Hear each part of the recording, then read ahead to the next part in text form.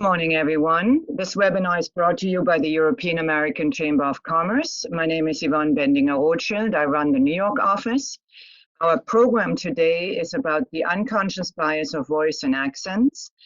This program is a little bit different than our regular seminars. About the transatlantic economy, supply chain, cybersecurity issues, but nevertheless extremely relevant in a multicultural, multi-generational, and very diverse audience that the EACC brings together. Our panelists will discuss issues such as what information does a voice give you, how do you perceive your own voice, how do accents come across and how are they promoted in the media, technology and algorithms, how they assess voice in a world that is ever more digitalized, how you perceive speaking styles and how that may affect your career opportunities. Should you change your voice to make it sound differently if you're unhappy about it? And how does a voice is listened to? Depending on depending on the pitch, and how a voice affects conflict or can create conflict, and how it is communicated across cultures. Different voices sound different, different intonations sound different in different cultures. Speakers include Lisa Paddy. She's the founder and CEO of Accent C3. She's been working with international professionals and students for more than 15 years, developing techniques to improve aspects of communications and perception of their voice. We also have James Walker. He is a partner at Richard Kibbe Orb, and James concentrates on government enforcement actions, internal investigation, and he represents law firms and lawyers in professional liability matters. Elizabeth Schilfgaard, a partner at Nauta Dutil, New York office, is going to be chairing our program today. She serves as the Netherlands and Caribbean Council and a range of cross-border finance transactions. And as such, Elizabeth represents borrowers, issuers, as well as many leading international banks and direct lenders.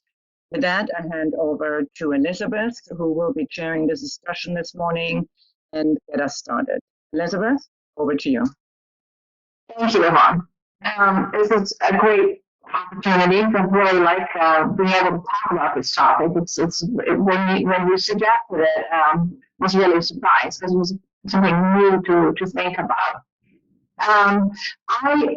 You made a nice introduction. Thank you for that. I wanted to start off this panel with one more further introductory question. We're talking about voice and impressions and how they make a difference. And I was just wondering, I'd like to ask our panelists, maybe start with you, Lisa, is there a voice that you specifically admire or that had a big impact on your life? And can you tell us a little bit about that? I wouldn't say it had a big impact on my life, but there is one voice that lately I've been really liking. It's Benedict Cumberbatch, the movie actor. So that one I love for the actor, and also because I've been watching Sherlock all through the pandemic, so I think it's gotten me through. But the way he's able to use his voice for humor, for sarcasm, the accent doesn't hurt. The way he delivers it, I actually really admire also how he's able to shift. So you've seen him in different roles using a different voice. So I've seen him actually turn accents on and off as well. So I think he's really, he's really in tune with that. He was in Doctor Strange. He had this great American accent where, in Sherlock, he has his own British accent. But that's one that I actually love him and how he can tune in to sound, to style, and shift it up. And he understands what his audience needs. So that's why I really like him. Oh, that's a good one. Thank you. The hard one to beat. So, you're asking me? Yeah, I'm asking you. Do you have a voice that you admire and had a big impact? Yeah, so when I was thinking about this, I said, what voice pops into my head when I think of hearing someone speak? And the one that came to mind, which sort of surprised me, was Maya Angelou. Because when I would hear her recite a poem or give some sort of speech, part of the enjoyment wasn't just what she was saying, but the way that she said it, the way that she enunciated everything, the way that her voice sort of drew you in. And I love the fact that the voice was an element of the enjoyment of whatever she was saying. It was an integral part of it. And so I thought that's a voice that I think about. That's a voice that I admired. Thanks. That's a beautiful one. Yeah. Well, so as a teenager, I thought I was going to be an actress. I was always out on stage and everything, but I had to sing, which I thought was terrifying because all my friends thought that I couldn't sing, or they would tell me that, or I thought that, whatever. Anyway, I went to. At some point, all of a sudden, heard the Fearless Leader sang by Jesse Norman, and that moved me so that I went to take voice lessons because I thought I need to be able to sing in order to be an actress. And I never looked back, never acted again.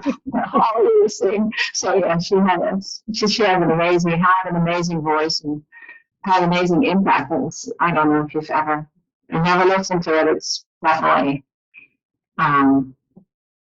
life-changing, I think, when we hear it for the first time. It's really beautiful. So we have a question for the audience as well. I'm hoping that I think Femke, you were going to put up a question for the audience about voice. Let me see if I understand it, if I can see it, if it's coming up. The idea is that you can then vote on that as the audience. Yeah. It will be coming up automatically, and the audience can vote directly. We can. There you go. The question is, are leadership and voice linked?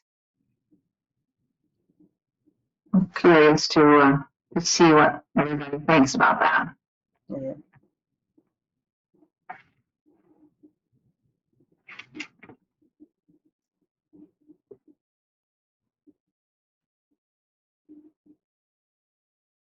I think that's a good amount of time for people to vote.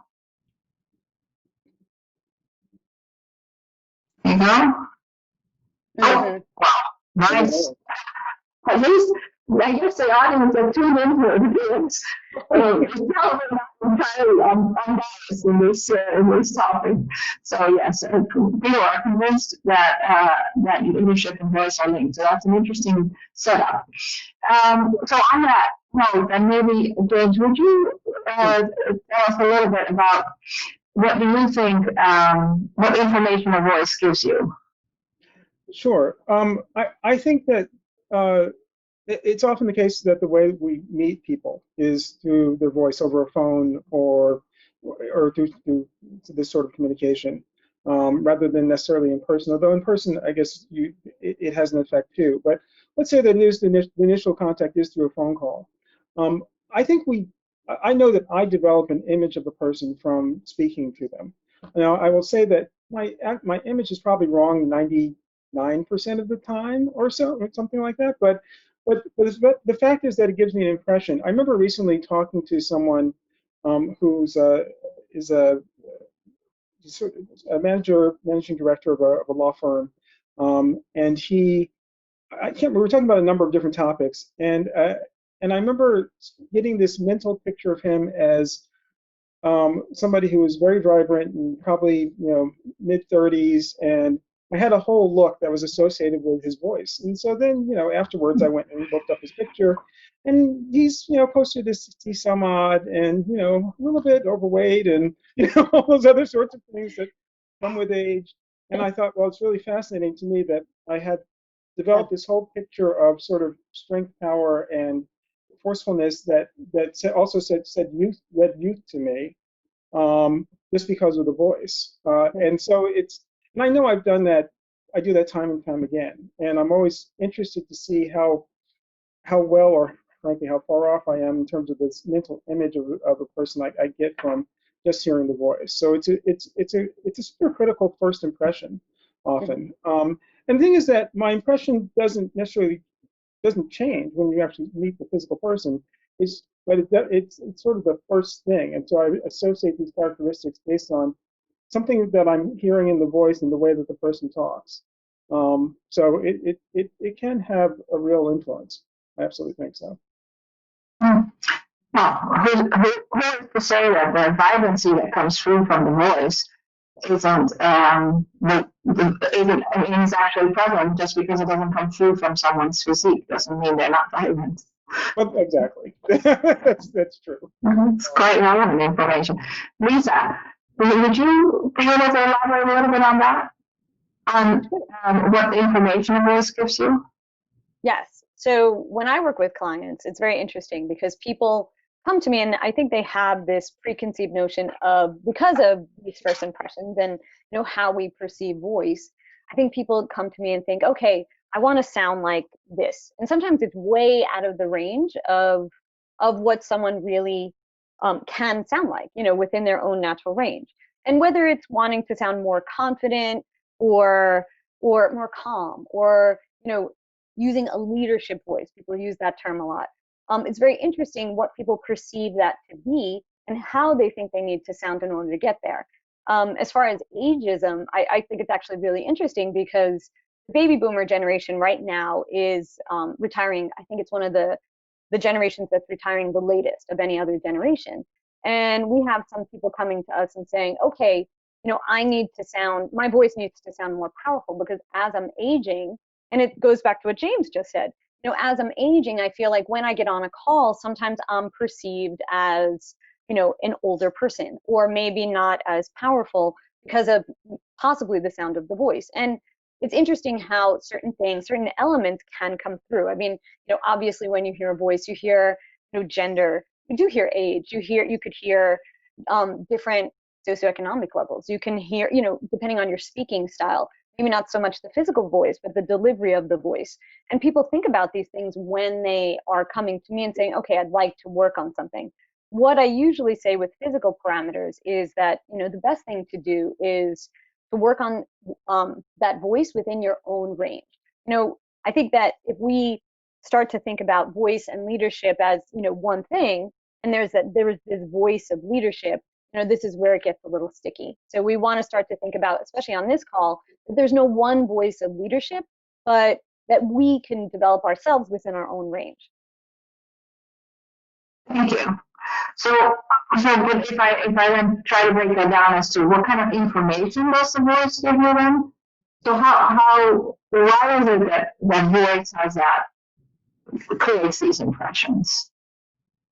I mean, what in a voice does that? I think that we all have personal attachments to voice. And I think growing up, whether it's through media or our families or exposure, maybe what we value, what we need, can come through in a voice, whether it's warmth, whether it's leadership, whether it's what we perceive as that thing. So, when we hear something, it could be that we were, acculturated into it. It could be that we, through our own experiences with speakers, that we associate something, okay, this is the leadership voice, or this is someone who's very calming and nurturing. And it could be possibly different, through cultures, through personalities, through preferences and tastes. But it could, I think it has a lot to do with what we expect, our expectations of, that because of how we were, how our experiences are. And then going back to what James said, I think it's very important that we understand that it does create a first impression. It just does for us. So for James, he had this perception of someone, and he had all these things that, he had the checklist, and then when he saw the person, it didn't quite match up. So it creates a perception for us that it's extremely, extremely powerful. Yeah, but I think it's also probably fair to say, if I hear both of you, your comments, that the impression that it creates is probably relatively personal, right? Where, I mean, there's probably some areas where it overlap, but, some people may take leadership or vibrancy or from a certain kind of voice, and other people may take other impressions. So I think there's probably not one voice of leadership, if you will. Yes.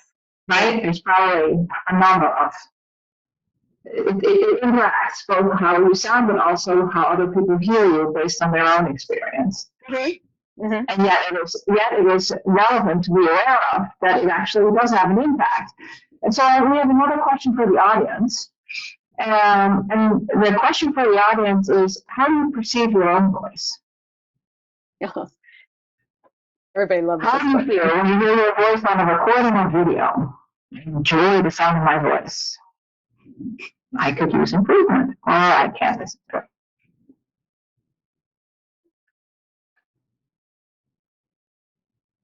I think that's enough time, don't you think? Yeah. Yes. Oh, Wow. wow, that's so interesting. Wow. Oh, that's really great. Yeah. Sorry, can we see those results one more time? Because I was think on top of it. Is it possible or is that not possible? 52% says I could use improvement, but nobody says I listen to my own voice, which is just very nice. Okay, great, thanks. I find that sort of fascinating. Yeah. Only because Yeah. I mean, we've talked about this. Obviously, I thought most people were in the boat where they said, "Oh, I can't listen to my own voice," or "I have trouble listening to my own voice." But a lot of people in the audience are just fine with it, which is great. Own it. That's Yeah. wonderful. How do you feel when you hear your own voice recorded things? I'm more. I mean, I've heard it enough now that I'm used to it. But I used to really cringe every single time I would hear a recording. I'm like, oh my God, that's not the person I hear. Mm-hmm. So who is that person, and why is he taking over my body or whatever?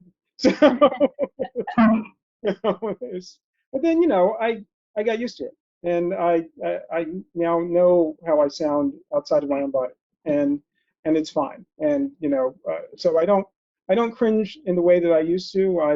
I sort of expect it, but it took getting used to, because I was very puzzled as to why my voice didn't sound the same as I was hearing it.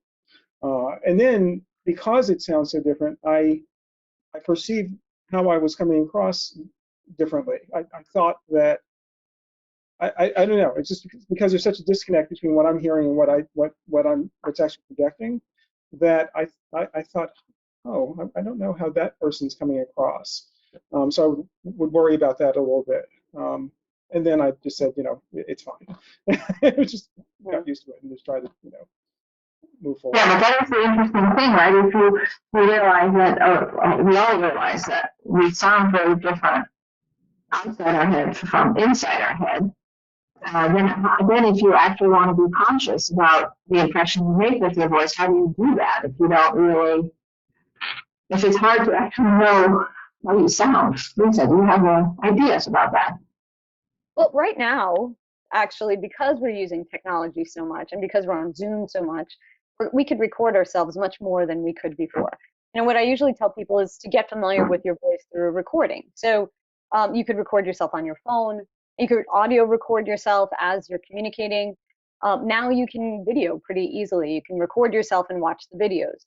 It's a process, but it's great to get to know your own style, to get to know elements of your voice, to get to know, how you're communicating, how possibly you're being perceived. I also tell people another thing to think about is when you're presenting, if you could have, let's say, a trusted friend or a colleague listen. Now, I would say to them before you go on, okay, can you listen for these things? Because when you ask someone afterwards, oh, how did I do? They usually will just say, yeah, fine. But when you ask them before to listen for certain specific things, maybe you're trying to work on something, you could get that feedback from a friend as well, or a colleague. And you could actually tell someone, listen, I'm working on this. I want you to give me some feedback on certain things, whether it's the pace or, some people use variations of volume. Some people use very soft volumes. And that's something that actually picks up kind of negatively, even on these video calls. If you're speaking too softly, it's a little hard to hear people. It's very low energy. So, depending on what your goals are. Now, I'm not saying you have to be super loud, but any extremes, it's going to, anytime someone has to struggle to listen, it makes it a little harder. So, you want to know, But getting to know your own voice through recording and now video is a great tool. Yeah, for our whole audience, it's a great tool because none of them can't stand listening to their own voice. It would be terrible tool for me. I know I'll never listen to this video thing again because I'm still not ready for that. But I'm learning, so maybe I'll give it a try. So another question for you, Lisa, that's a little bit more technical. So, can you tell us a little bit how voice interacts with technology, and specifically with how algorithms are actually affecting us in relation to voice? Yes. So I think that this is something that it's interesting. I think it's controversial, but it happens quite a bit where through AI, through the way technology is basically listening to us. Let's say you're interviewing for a sales call, a sales job, or that you're interviewing for different positions that may be for a call center, for whatever it is that you have to use your voice a lot.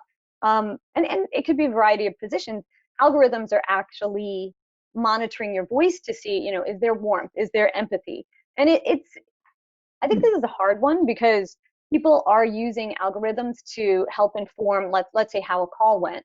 And it's taking the person out of it. It's also very subjective, like, depending on how this really rates it. And then it goes back to, what is it basing it on? Is it cultural? What are the components it's basing it on? Like, what is empathy? How does it come across?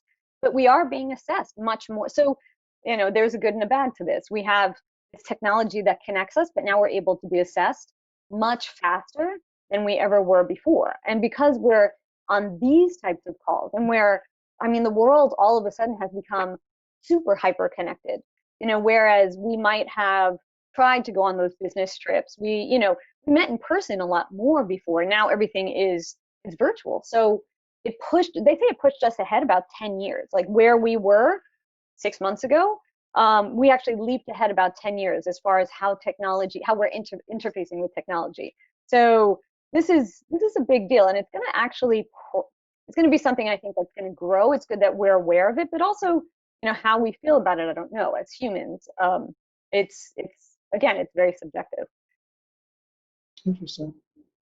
Well, the problem with that would be if we go back to what we were discussing earlier, which is that if leadership and perceived leadership, and whether it be leadership, it could be anything, perceived warmth or perceived interest, if that is relatively subjective, because it's determined both by the voice but also by the recipient, then whoever inputs the right data for the algorithms, that person's perception is all of a sudden going to be what matters, and that makes a very one-dimensional and uninteresting reality that we're going to be tested against. So that is, this is not unique to voice, but this is clearly an area where we're creating a different kind of bias. Yeah, 100%. It would seem to me that it would be very difficult algorithmically to come up with a sufficient spectrum that will work against exactly what Elizabeth, you're talking about, where you essentially are not really capturing the range of ways that someone can exhibit leadership, empathy, all these other sorts of things. I'm just thinking about the fact that we started this program by talking about voices that we admire, and of course we talked about 3 different people. Yeah. I don't know if you broke their voices down to components that they would have so much overlap. Maybe they would. That'd be sort of interesting, but I sort of think they probably wouldn't. And so what does that say? Clearly while we can all agree about those people, it would be hard, I think, to program a way to capture a range that actually makes sense. When I think about that, I think about the standard sort of automated voices that we will hear. And clearly there's always been a notion of, you want to hear a voice that sounds a certain way, telling you to press 1, 2, 3, 5, or whatever, depending on what service you're looking for, I guess. Yeah. Or even when we are using our navigation systems or whatever. Now they give us a little bit of a range, and some of them are a little more interesting, but they stay within a certain spectrum, for the most part, at least the starting voice. And so the point is, the reason that I think these companies have started to offer, more variety is people don't necessarily always want to hear the elevator voice. Mhm. That isn't necessarily what they respond to. Mhm. I respond to the weird guy in my wife's car that's saying "make a left" in a really weird sort of way because I'm used to him now. So Yeah. you know, I think it's interesting. Yeah. Oh yeah. Yeah. Definitely an area where you would expect that the multidimensional aspects of voice, you just cannot fit into an algorithm. How do you even begin? And so if we're going to give over too much power there, then we're going to just lose out ultimately, I think. Yeah. Would be my very completely amateuristic conclusion. I don't want to do away with the whole field of what people are developing, but that seems that would be that would, yeah, that's just unnerving, actually. And on that note, I think we have another question for the audience. Based on your past experiences, has someone's speaking style affected your first impression of them? And then you have 4 options.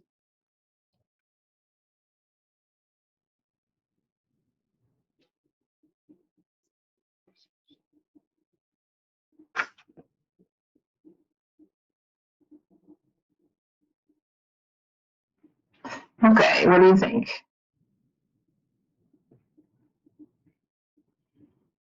Trumka? Yep. Often, occasionally. Wow. Often. Yeah, I think that seems to line up with our experience. We wanted to talk about a little bit is how does speaking style affect your career? And maybe, James, can I ask you to see if you want to Sure. share some anecdotes with us? So, I, I have become aware over time that my speaking voice is such that it works well enough for me as an introduction to people. Whatever its characteristics, I seem to be perceived in a way that's unbalanced positive. I think, um, and so that certainly helps in terms of you know a lot of my, a lot of, our jobs as lawyers, a lot of what we do is gaining the confidence of the people who are seeking representation, seeking our advice, wanting to know that they can trust the person who's on the other end of the line. And like I said, a lot of times, most times, the initial contact is a phone call. And so that's very helpful. I have been very cognizant of people whose voices I've found more challenging. There are some public figures who, every time they start to speak, I sort of cringe a little bit. And, I wish I could think of a good example of somebody who, well, actually, there are a few people whose voices I always sort of cringed a little bit with, but at the same time, I got over it because the message was fine. I can go back to childhood, and this will definitely date me. I'm thinking of in the 70s, the old Carvel ice cream ads. Now, of course, I was going to be favorably disposed toward anyone talking about the topic of ice cream, but I forget his first name. Mr. Carvel had just this god awful speaking voice that you thought, certainly there were people that said, no, you can't do your own commercials because nobody wants to hear that. But he did.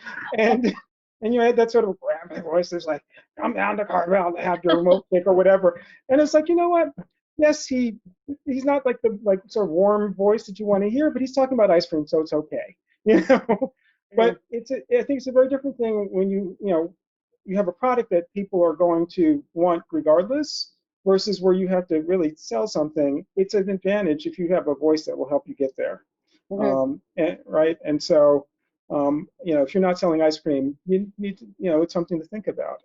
And there's no question that it will make an impression, and I will see myself consciously deciding to get past something, past an impression of, ooh, that voice is sort of squeaky, or sort of this, or sort of whatever, to say, let me just listen to the person. Yeah. Thank you. Lisa, what do you think? Does it affect career opportunities? I mean, I think that what James just said is super important. So, how do we listen past that first impression? And sort of it's an act of mindfulness, right? So we have to check ourselves in the moment and say, okay, am I listening to just the sound of this voice, or am I actually listening past it and listening to the content? And that's something that I think we all have to practice a little bit, again, because we're on a call right now with people from all over the world, and there's different speaking styles all over the world. And I mean, when you think about, let's say, just female voices, are more harshly criticized, I'd say, than men's, only because, women tend to have a higher range, and that's natural. They speak with a higher range in pitch. Men speak with a lower range. So women tend to push down their range sometimes when they feel that they need to be more, have the voice of authority. But sometimes it could go too low. Sometimes you could push it down so much that it could have a negative impact. When you start to speak like this, some people do this when they go into vocal fry, which actually could, again, goes back to what you just said, James, could be one of those styles where people are thinking, okay, I'm just thinking about that speaking style right now, and I'm not hearing anything else. It could be generational, how people view it, but it's definitely, there's a huge range of how we listen. I've worked on my voice as well because I have to be a model for it. I have to be cognizant of how fast I speak. That's something, I grew up in New York City, and that was one of my biggest issues, is speaking very quickly. I could get a lot in a very short amount of time. But that doesn't always work, again, when you're speaking with people globally. So people are speaking multiple languages. So, my pace had to slow down, but also it could come off nervous. It could come off that, there's too much energy there, and that doesn't always resonate well with everybody. So things that, I've had to learn about myself, it's very similar. You start to think about, again, where are you listening? Also, how am I making this first impression? Is it something I would like to work on? And, when it comes to those speaking styles, how it impacts the person. I had a client who, she was from Singapore, and she had a very high pitched voice, and she started, managing. She was doing a lot of great things with her work, but she wasn't really being heard. And, when I really listened to her backstory, it was very interesting because it was culture that really was clashing. She came over as a young child. She grew up with her parents who, really criticized her for adapting this more American style. And, she was becoming more outspoken. So in the house, she was developing a smaller style. At school, she wanted to, fit in a little bit more, but then she came out with this kind of high-pitched, squeaky voice. And what she had to say was, very impactful, but were people listening? Not as much. So this goes back to what you said. This was really affecting her job and her ability to grow, because people are just honing in on this. So very interestingly, that was something she wanted to work with, but it was also the perception people got. Yeah, so this is actually a nice lead into a question that we have from the audience. The question is, I come from another country and still have an accent. Me too. Most found it charming. Okay. But, this is a little complicated to read. But sometimes, I'm sorry, this, most find it charming, but sometimes, just trying to get to the next sentence. I think folks perceive me as more junior than I am due to my accent and my speaking style. What are your thoughts on how to overcome this? Yeah, that's a really, that really is linked to what you're saying, Lisa. The story you just told about the woman from Singapore. I think the question here is, so I have an accent, and the accent isn't really going to go away. And meanwhile, I can work on that, but ultimately, the accent is, for most people, keeps an accent, and so how do you overcome, because we just talked about when you're listening to somebody, you should be more aware of the fact that you have all these perceived ideas, and as this audience member is saying, people may think that whoever's speaking with an accent is more junior than they really are. And how do you overcome that? How do you deal with that? So I think that what I usually tell people is, first of all, I think it goes back two ways, right? So first, I think it's possibly the job of leadership to start really thinking, okay, we're going to really be engaging with so many different speaking styles right now. And, you really have to, I think you just have to develop your ear a lot too. So, when it comes to accents, our brain sort of tricks us. If we're not used to, we could be engaging with someone and we're very used to their accent and we almost don't hear it anymore. We could meet someone with a very new accent to our ear, and the brain has a harder time understanding it just because you have to work to understand it for a little while. So the brain doesn't like to work, and what happens is it says, okay, I'm not listening anymore. But what you have to do, you have to push yourself past those moments, especially with a new speaker, and listen to that. Now, listen to the content of that person, but when you're thinking about it in yourself, I think part of it is self-perception in the sense of, I think most people I coach, because I work with international tech people, international founders, international, business people, most people I coach do have an accent. And, what I tell people all the time is, unless it's clarity is an issue, and then you want to be careful of any language you're speaking. If people aren't clearly understanding you, that's one thing. But I think that your accent is there, and it makes you unique, and it makes you stand out, and you can use it really as a selling point because it's part of your persona.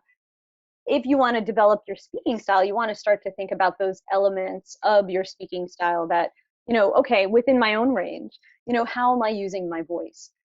Is there a lot of movement and cadence in my voice? How am I using facial expressions? Am I able to, understand where I need to deliver, and where I need to deliver that impact? Where do I need to bring in energy? So getting to know your own style is really important. So the accent piece, you can use that for, again, making yourself stand out in a really positive way. It's then developing the package and matching it to or lining it to your message. It's a hard thing to talk about in 2 seconds, but if the person has any questions about it, they're welcome to get in touch with me, and I can answer a longer question. But it is something that you can use it. You could use this as something that really, again, makes you shine. And I see it all the time. It's just depending on, who you're interacting with and how you use it and how confident you are in those moments. Can I just I couldn't agree more. James, go ahead.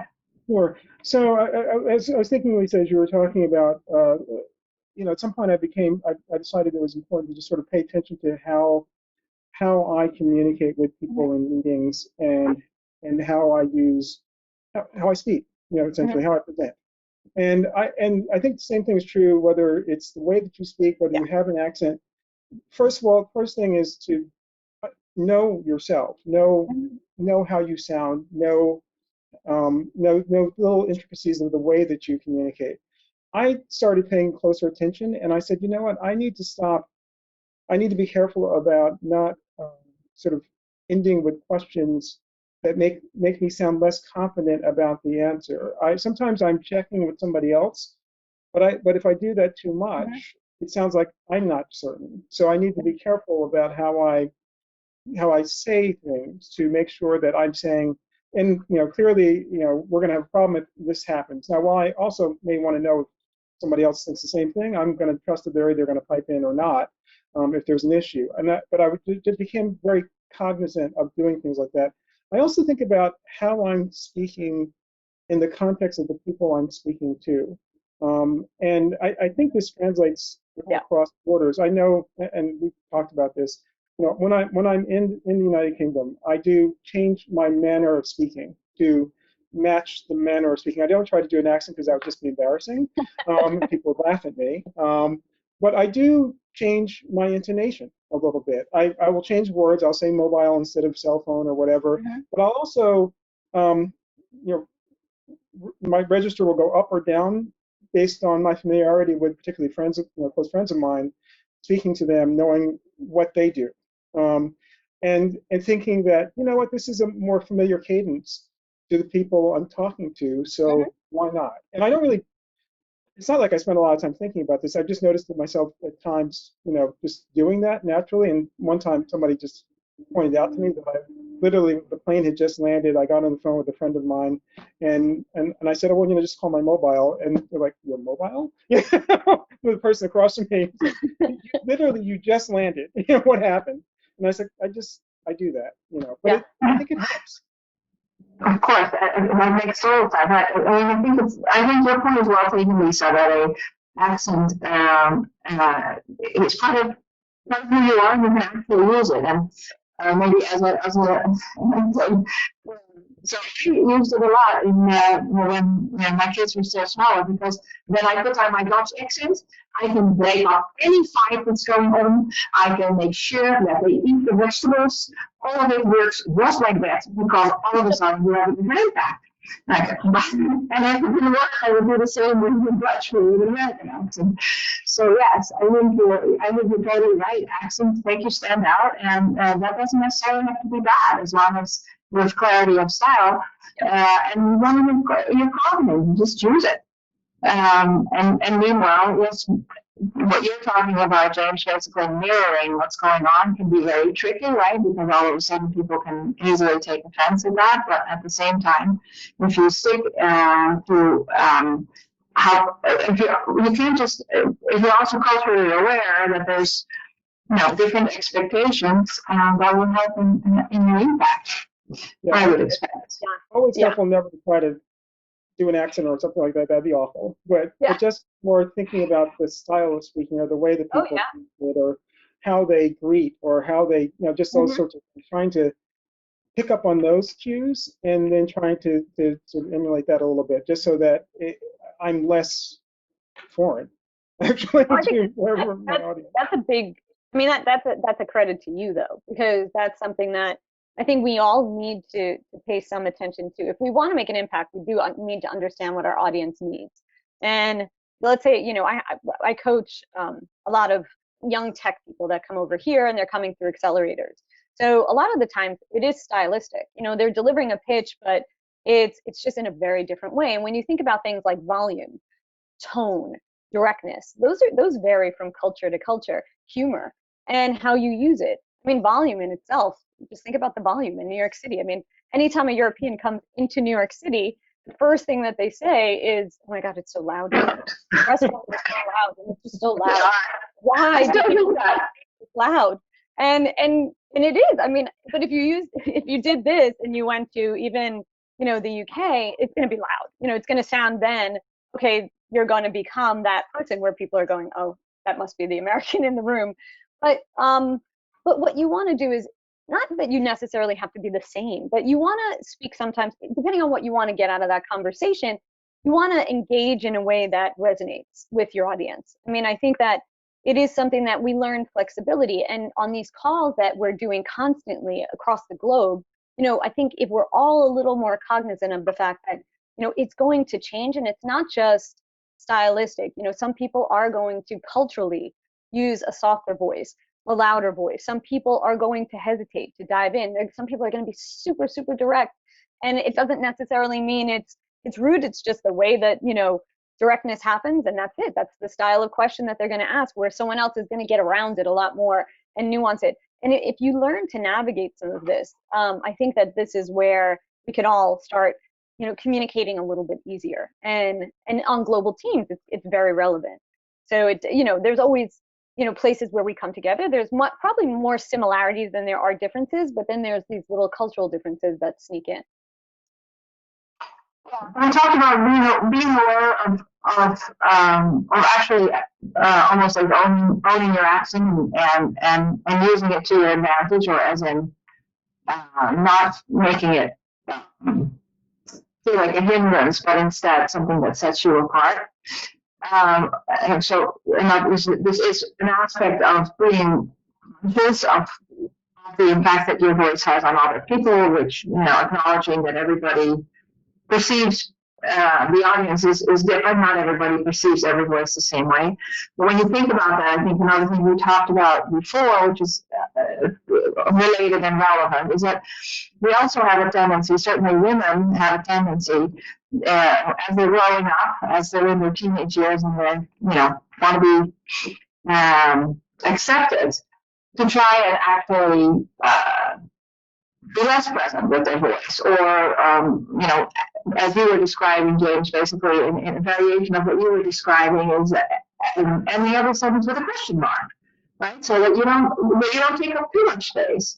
So I think that's another thing to be really aware of is that you actually have made adjustments probably to your own voice to try and change your impact. And probably super crucial to start thinking about, have I done this to make myself smaller, to not give myself the space that I need or that I want to occupy for the steps that I want to take. So there's different ways in which you can actually work on your speaking style by being aware of what you've already done to yourself with your voice. Is that ring true to you, both of you? Yes, 100%.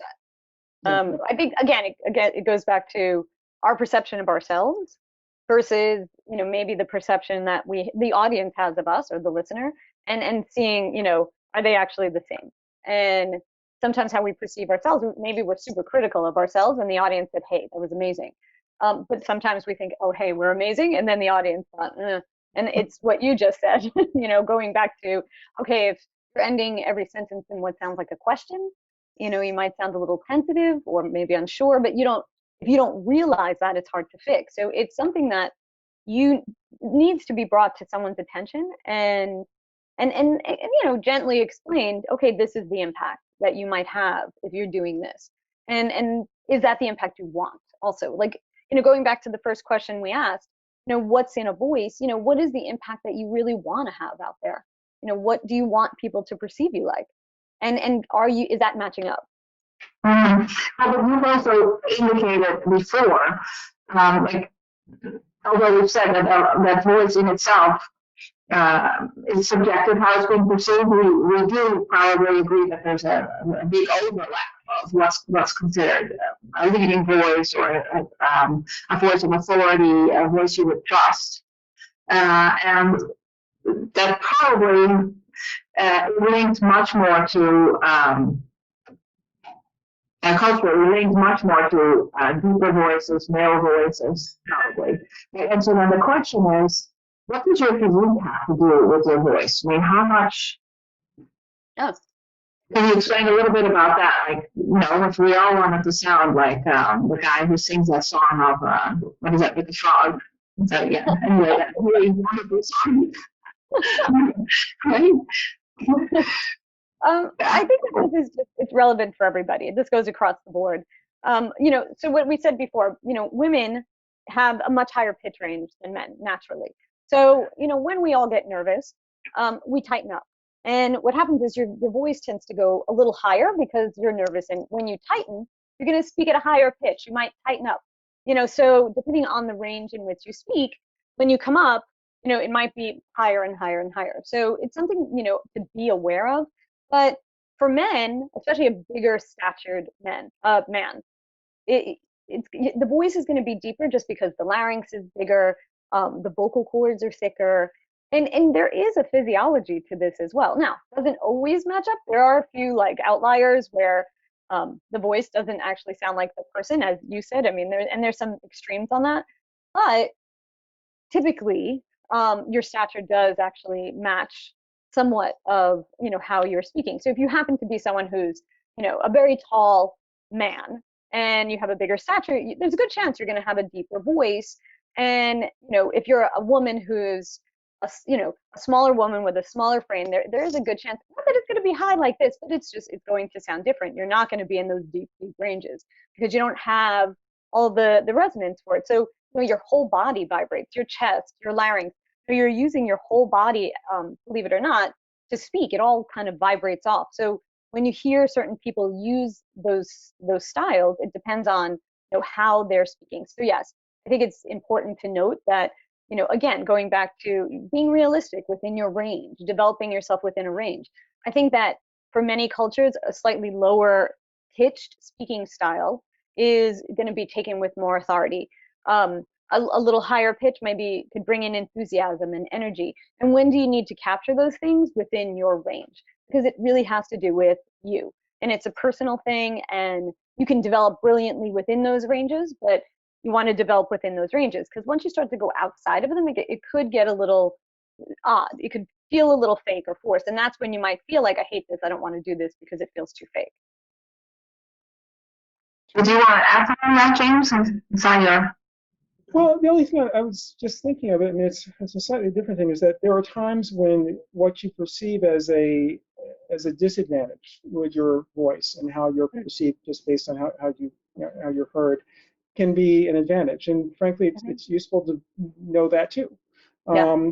The person who has the sort of mousy voice, let's say, is perceived as less threatening and frankly, less sharp, which can be, frankly, fatal flaw for an adversary to make, because use that. That person should think about how to use that to say, well, I'm just sort of here and I'm listening, and I want to understand the facts here, and okay, thank you very much, and that sort of thing. Whereas this person is prepped and knows the facts, and frankly, and is somewhere in the course of that conversation going to ask those questions that are really what she or he is really focused on, without the other person really noticing. Use that where you can. Absolutely. Really.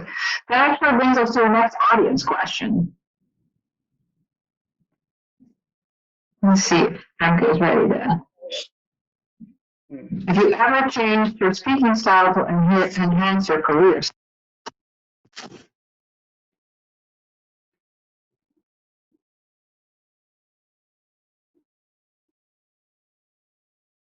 What do you think? Is that it?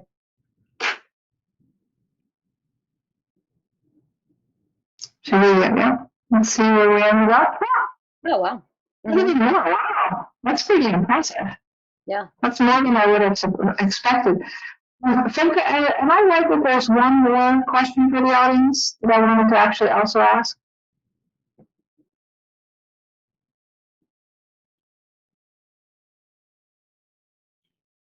Let's see if it comes up.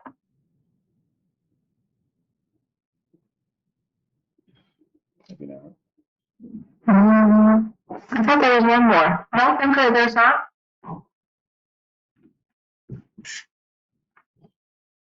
Then we stick with that. So actually, more people have actually changed their speaking style for their career opportunities than not, which is pretty even. That is quite surprising. Well, that's really where really the last question I have for the two of you, and also ultimately for the audience. I mean, should you change your voice to lead? Is that something you should actually do? We've been, dancing around that and have touched on it on different topics, like you should know who you are, and you can use things that may not necessarily work to your advantage. But what? Should you change it? What do you think? James. Okay. I don't think that you change your voice. I think you become aware of your voice and think about ways that you can work within your voice to accomplish what you need to accomplish. Just like the example of noticing ending sentences with a question mark and deciding that was sending a message that I didn't want to send. Knowing to just sort of changing things stylistically about your voice to sort of achieve the same ends within the context of what your voice is. I think that's useful. I think that the problem with actually changing your voice, beyond sort of modifying to either slow down or speed up or make sure that you have some sort of fluctuation, that sort of thing, is that it can be very fake or come off very fake, and that's like worse than whatever you're starting with.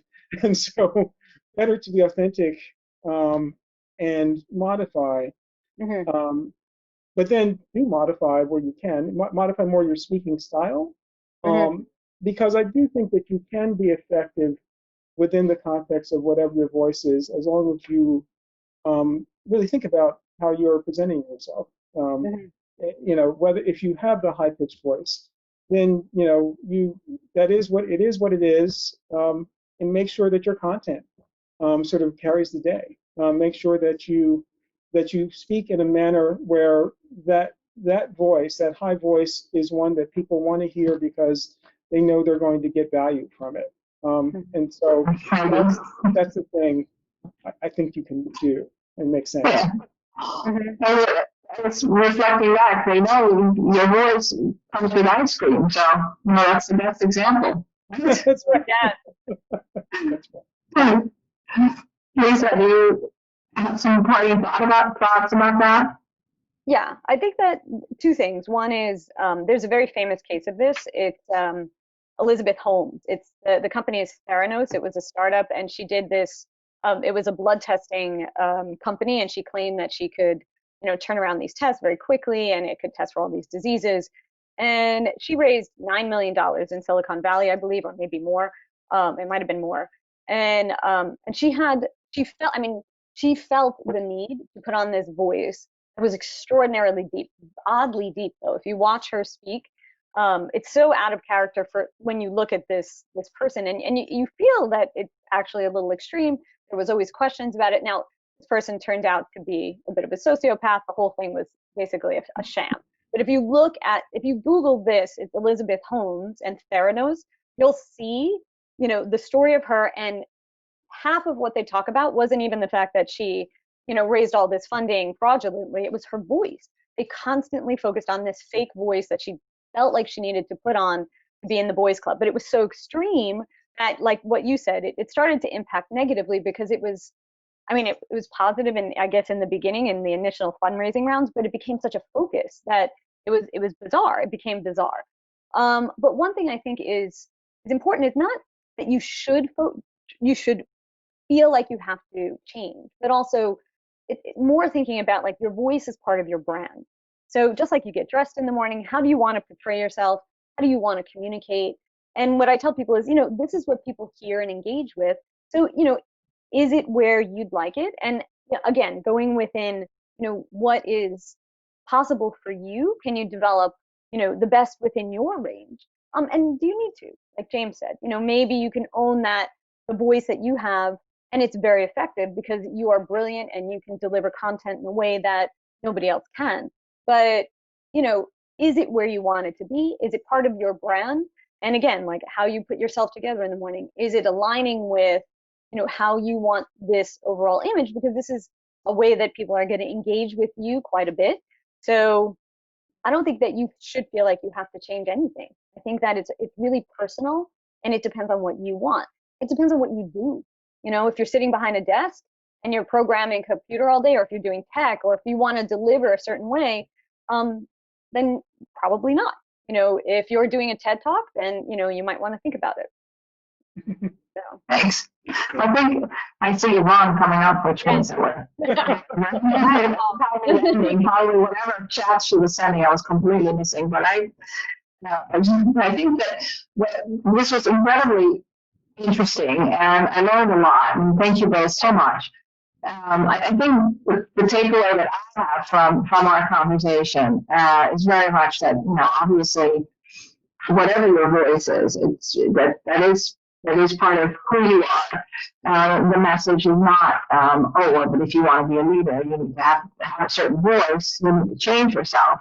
But I think the message really is, hey, it's another tool. It's another tool in your toolbox, something to be aware of, both in how you perceive people.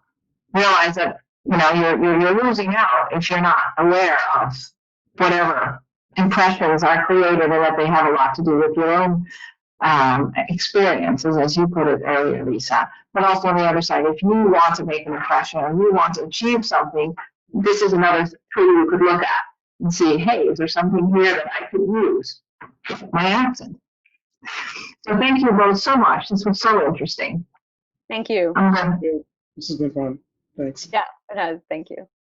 Yeah, I agree wholeheartedly with Elizabeth, and thank you everybody for this conversation. Apologies for the echo that we had in between. And I think Elizabeth is absolutely right. This is also a question. It's a tool in your, for yourself. It's also a cautionary tale, not to be judgmental when you hear people's voices, especially in a international environment. We had a lot of questions about how your accent is coming across, and if you sound more junior because you have an accent. and that could also be if you speak, if you're have tendency to incorporate slang words into your questions. But to be continued, in my view, and I think we're going to have this conversation again once we're back live. Until then, I want to remind everybody that you can connect with the other attendees that participated at this program. If you're a member, we will connect you with the other attendees. Femke is going to send out an email to everyone with a list who participated. And again, thank you for sharing your background. If you have questions to our speakers, we will be happy to connect you with them as well. Thank you, Lisa, James, Elizabeth. Great program.